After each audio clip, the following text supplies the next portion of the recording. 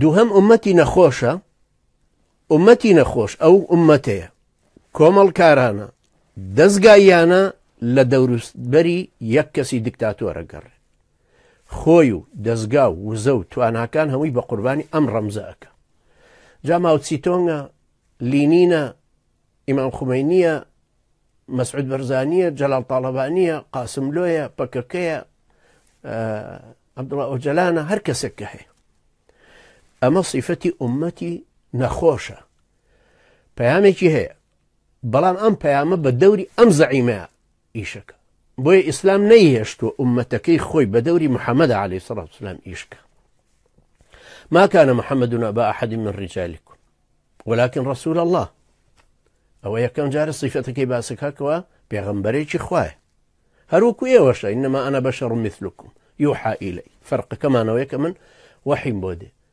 ئەو ڕۆژەی کە پێغەمبەری خوا عەلەیهی سەڵات وسەلام کۆچی دوایی کرد، ئەو بەلبەلە و پشێویەکە و تەنها سەحابەکان و عومەری کوڕی خەتابی فەرموو نەمردووە، بەڵکو وەکو سەیدنا موسا ڕۆیشتووە مناجاتی خوای پەروەردگارەکە و دیسانە گەڕێتەوە. سەیدنا ئەبوبەکر هەستایە سەر پێ و لە ناو خەڵکەکەیە فەرمووی من كان يعبد محمدا فإن محمدا قد مات ومن كان يعبد الله فإن الله حي لا يموت. ئەو کەسەی کە محەممەدیە پەرست عەلەیهی سەڵات وسەلام ئەوە محەممەد مرد. ئەو کەسەی کە خوایە پەرست ئەوە خوای پەروەردگار زیندووە و ئەمێنێ. وەحیەکەش لەوێوە هاتووە، قورئانەکە هی خوای پەروەردگارە کەوابوو ئەی ئومەتە عەقائیدیە کۆمەڵکارە دەستگاییەکەی خاوەنی پەیامن، ئێوە بە دەوری پەیامەکەی خۆتانە هەڵسوڕێن، پەیامەکە لەناو خۆتانە تەطبیق بکەن، ماف و ئەرک و دەسەڵات دیاری بکەن، بیشی گێنن بە کۆمەڵگەیەکانی دەوروبەری خۆتان بۆی بەختەوەریان کەن. بۆیە سەیدنا ئەبوبەکر زوو لەمە تێگەیشت بوو، وەزانیشی کە ئەو خەڵکە پێویستە ئەم فەهمە ڕاست کاتوو. ئەگەر هەبوونی محەممەد عەلەیهی سەڵات وسەلام بۆ پەیامەکە ضەروری بووە ئەوایە نەمرێ، بەڵام مردنی پێغەمبەری خوا عەلەیهی سەڵات وسەلام کاریگەری لەسەر پەیامەکە نییە، وەکو مەنهەج کاریگەری لەسەر شێوازی تەطبیقکردنەکە هەیە. ئەو ئومەتە عەقائیدی کە دروست بوون السابقون السابقون ئولئیکە المقەڕەبون جارێککە لە تاریخا ڕووی نەدایەوە، ئاوا بە دەستە جەمعی ئەوەندە زۆر 124,000 سەحابی پەروەردە بن دروست ببن بەو شێوەیە و لێک شوێن و لە یەک زەمان و لەوانەشا دروست ببن. ئەوە دیارە کاریگەریەکی گەورەی هەیە.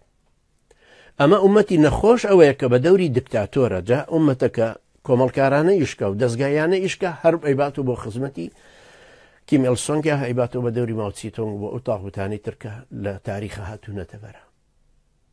بۆیە تەماشاکەی ئەوەی لە لای دیموکراسیەکان پەروەردە بووە ڕئیسێکە یەکی وەکو جۆرج بۆشی باوک.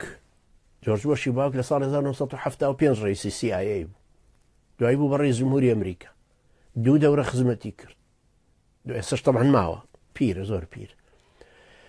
تەواو بەڵام ڕۆیشت، کە ئەو ڕۆیشتوە کاریگەری نەماوە، بەڵام ئومەتە نەخۆشەکان کە دەوروبەری یەک دیکتاتۆریان داوە ئێستاش بە شان و باهووی لینین و ماوچیتۆنگ و کیم ئیل سۆنگ و جیڤارا و ئەنجا دەوروبەری ئیمام خومەینی و حافظە سەد و ئەلەمانەوە الحاصڵ بە دەوروبەری ئەمانان ئومەتی ئێمەش لەمەش تێپەڕیوە.